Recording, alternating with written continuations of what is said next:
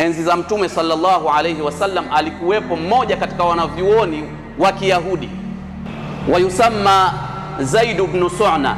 Jina lake alikuwa akiitwa Zaid ibn Su'na. Alikuwa akiishi katika mujtamaa wa Madina. Qaraa fi at-Taurati jami'a sifati al-Mustafa fatahaqqaqa minha illa sifatan lam yatahaqqaq minhuma.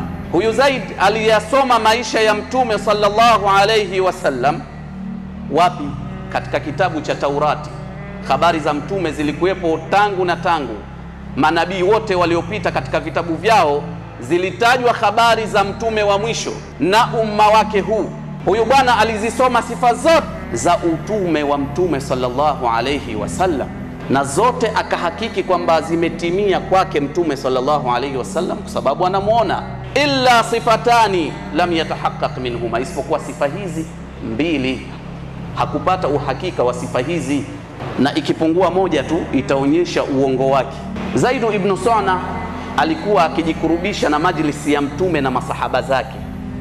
Hafukuzwi mtu, kwa sababu Uislamu ni dinu da'wa. Yoyote anakaribishwa, hata Budha. Mkaribishe, muelimishe, mjulishe kwamba Mola wake ni wa haki, ni huyu. Huyu bwana alikuwa akijikurubisha katika majlisi ya Mtume, akiitega sikio, kuna mambo anayataka. Ndiyo hizo sifa mbili. Mara moja ikatokea Mtume alikuwa ana shida ya fedha ambazo zinahitajika sehemu fulani iliyosibiwa na njaa kali, kwenda kuwasaidia wale. Atapata wapi?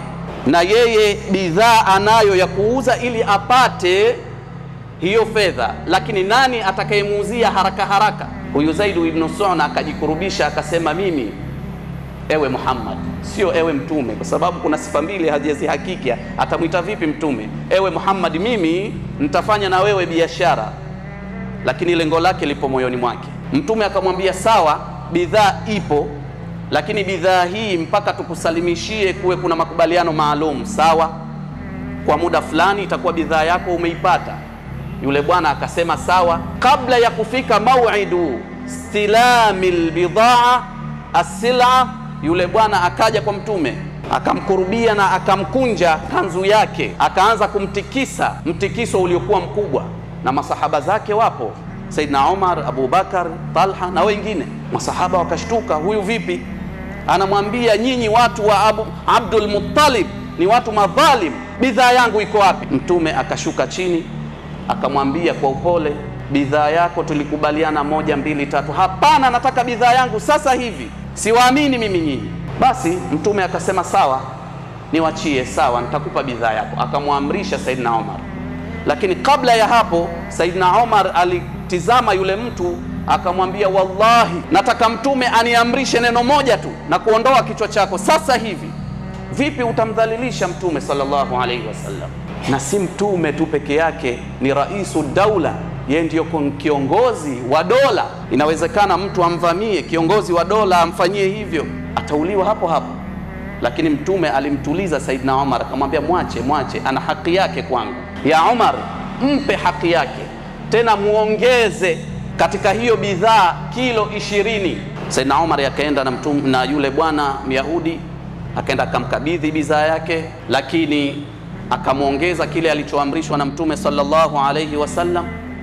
Alipofika kule, yule bwana akamwambia, ewe Umar, samahani, mimi sikuwa na lengo lile la kumdhalilisha Muhammad, lakini mimi nilisoma katika Taurati kwamba mtume wa mwisho katika sifa zake kwamba hutamfanyia ujinga isipokuwa yeye huwa ni mpole zaidi, na hili jambo lilikuwa sijalihakiki isipokuwa leo nimelihakiki jambo hili. Kwa hivyo nakuomba ewe Omar, hii bidhaa wapelekee hao Waislamu wenye matatizo ya njaa huko. Lakini nimeshangaa pia, kwa nini kakupa hii 20 ya ziada? Anasema kwamba kabla sijatoka mimi pia nilimuuliza Mtume, kwa nini tumzidishie mtu kama huyu? Akamwambia, hii ni kwa sababu maru'tahu, kwa kile ambacho umemtisha, umempa hofu kwa kumwambia kwamba akinipa tu amri na kukata kichwa sasa hivi, basi kumtuliza hofu yake ni hizo kilo 20 ninazokupa kampe. Kwa hiyo akamwambia, ewe Umar, nipeleke kwa Mtume sallallahu alayhi wasallam. Akaenda kwa Mtume sallallahu alayhi wasallam, akatamka shahada mbili. Hii wataalamu wanaiita alhilm, ni upole wa ndani. Kila mzazi sifa hii anatakiwa ajipambe, kila mwanandoa anatakiwa sifa hii ajipambe nayo, mwalimu anatakiwa ajipambe na sifa hii ya alhilm.